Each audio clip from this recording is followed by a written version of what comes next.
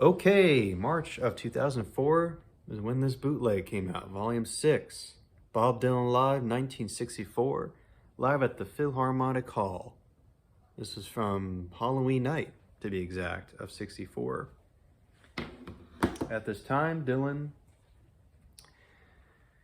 he was shifting gears. That summer, he came out with this album here, Another Side of Bob Dylan, where he was changing up a bit. He was, he didn't want to be a spokesman, like people were thinking he's the voice of the generation. He thinks that, but at the end of the times they are changing, he's like, I'm not who I am. Rest is farewell, So Dylan here on this album performed several of the songs which are included on these albums here. All these albums. And of course, All I Really Want to Do, which he ends the album, which is on Another Side. But then Dylan comes out in a short bit during the concert. He performs 2 new songs. Although everybody knew about Mr. Tambourine Man, of course, he was playing that for a little bit. People knew about the song, of course, And Bob Dylan came out to perform Gates of Eden, which was the first one that he performed, I believe. First of the songs from Bring It All Back Home. And then everyone's jaw dropped. Once people heard for the first time, it's All Right Mom, Only Bleeding. God, man, I could imagine the people in the crowd were flabbergasted,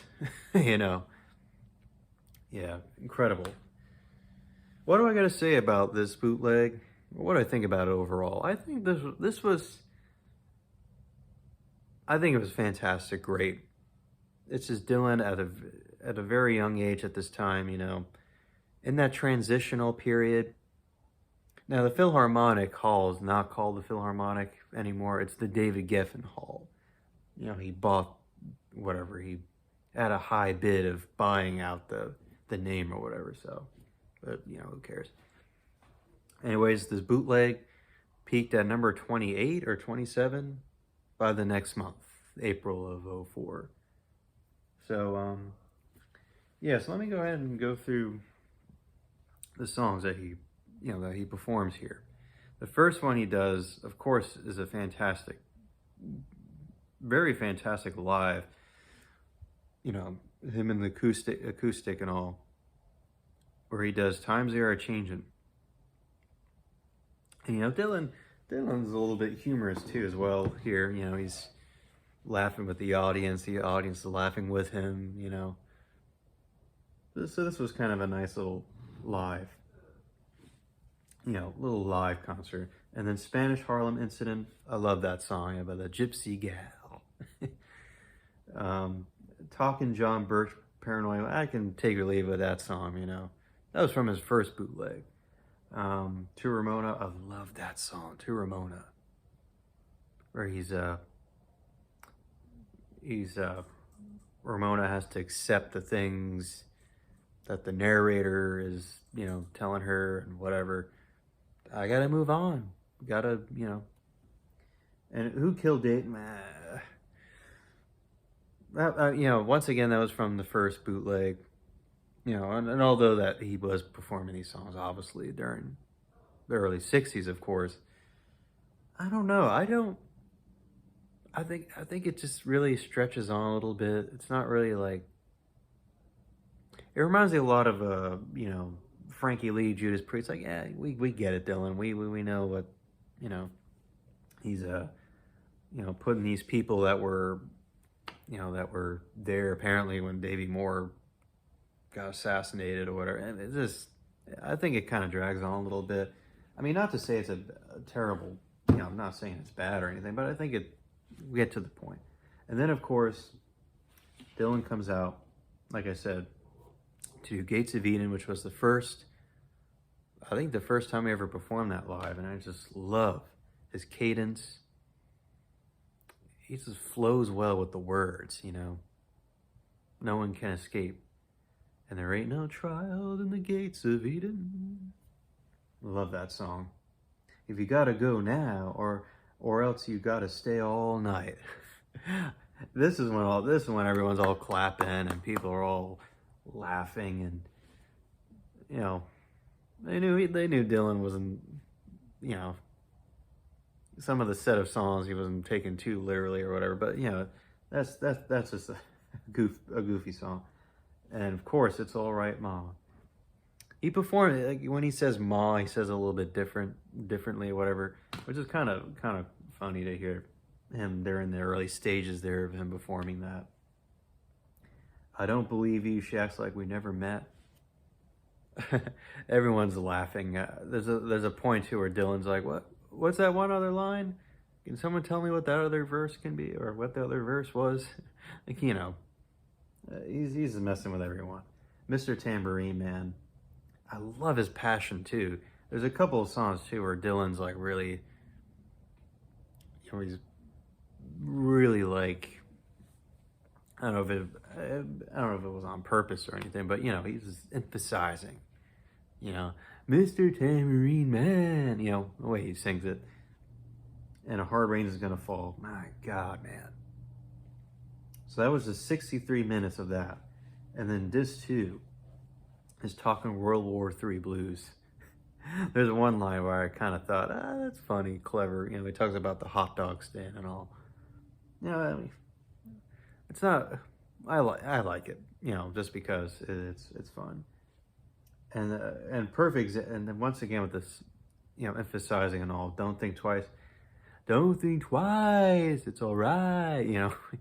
This is at the time too that you can kind of tell that Dylan's gonna eventually be what he's gonna be on Bring It All Back Home. Like that voice, you know, that really passionate, you know,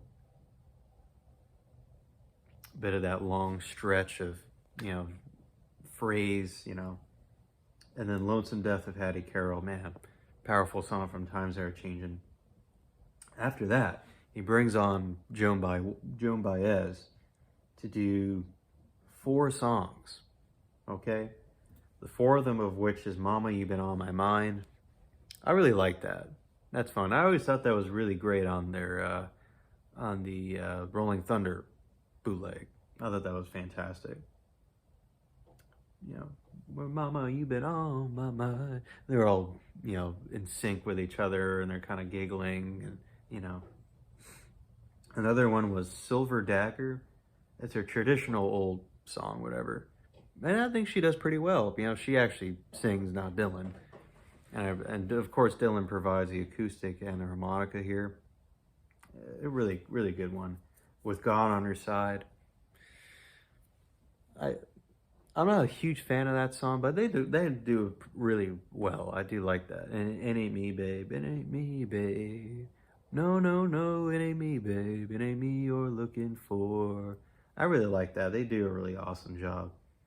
Then after that, at the end, Dylan, of course, does All I Really Want to Do, you know, which is great. You know, I think, I'm pretty sure old Paul must have, you know, if you know what I mean. I think Paul really started doing the do later in his, you know, later with, and I'm pretty sure he took that maybe from Dylan, I guess. I don't know. But anyways, really love the Volume 6 of Bob Dylan.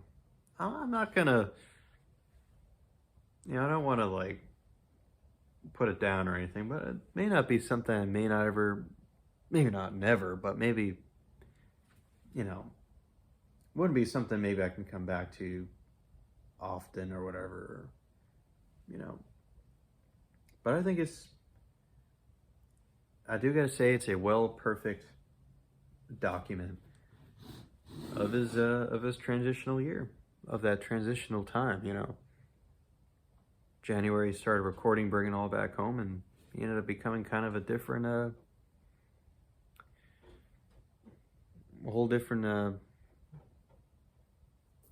another musician, kind of somewhat, you know, where he was really strongly, not that he was in the past, you know, but he was really strongly engaged with his songwriting and the way he just his wonderful, passionate style that he had, you know. But anyways, folks, I'm going to end it here. Take care, folks. Bye-bye.